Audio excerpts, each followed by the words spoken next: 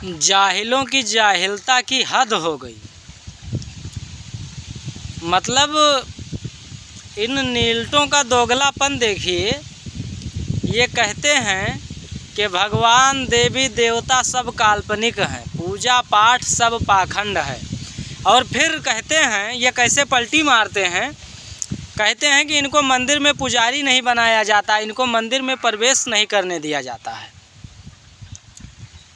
अरे हरामजादों, जब देवी देवता काल्पनिक हैं तब तुम मंदिर में जाकर करोगे क्या?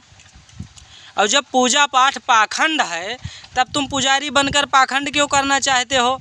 अरे एक रास्ते पर रहो, एक नाव पर पाँव रखो, नहीं तो फट जाएगा पाँव। तुम्हारे दोगलेपन की हद हो गई। मतलब कुछ सोच समझकर बोलो, कुछ सोच समझकर अपना विचार रखो, एक पर रहो। या तो फिर इसी पर रहो कि हमको मंदिर का पुजारी बनना है, पूजा पाठ करना है, भगवान है, भगवान को मानना है, तब तुम्हारे बारे में, पुजारी बनाने के बारे में, तुमको मंदिर के बारे में, तुम्हारे बारे में कुछ सोचा जाए।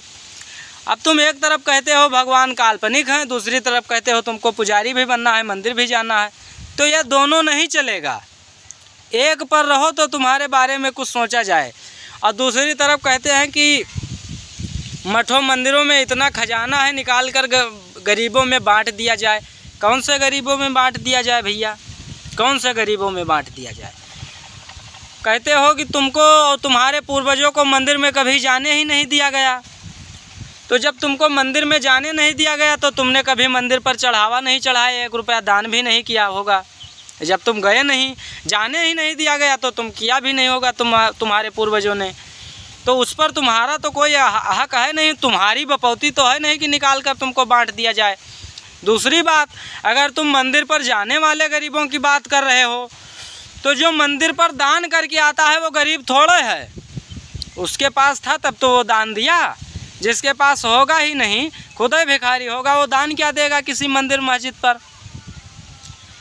तो या तो इस पर रहो कि तुम्हारे पूर्वज मंदिर गए, वहाँ उन्होंने दान दिया, चढ़ाया, मंदिर पर जाते थे, भगवान को मानते थे, हिंदू थे, तब तुम मंदिर में पड़े हुए खजानों को देने के बाद तुम्हारे बारे में कुछ सोचा जाए कि तुमको देना चाहिए कि नहीं देना चाहिए। मंदिर पर तुम्हें पुजारी बनाने के बारे में सोचा भी जाए। एक तरफ तुम भगवान को मानते भी नहीं, दूसरी तरफ तुमको पुजारी भी बनना है। एक पर रहो हरामजादों, एक पर, एक तर्क पर रहो, एक बात पर रहो, एक पानी पर रहो। 5-5 मिनट में, 2-2 मिनट में रंग बदलते हो, बात बदलते हो। कभी कोई आता है कहता है कि जयचंद गद्दार नहीं, बौद्ध राजा थे। कभी कोई बौद्ध आता है कहता है कि मधु पासवान जो है जयचंद है, विभीषण है। कुछ सोच समझकर तर्क दिया करो, कुछ सोच समझकर बात किया करो हरामजादों। तुम्हारे मुंह से ही तुम्हारा दोगलापन सामने आ जाता है। कैसे तुम पर हम विश्वास करें, कैसे तुम्हारे में आने के बारे में सोचें? कभी कभी मैं भी सोचता हूँ कि ओबीसी हूँ, तो चलो मतलब देखते हैं किस तरफ कौन से लोग ओबीसी का भला कर रहे हैं, SC ST OBC, SC ST OBC. फिर तुम अपनी बात पर ही नहीं कायम रहते हो। कभी अपने पर कायम रहो, तब तो तुम्हारे बारे में सोचा जाए।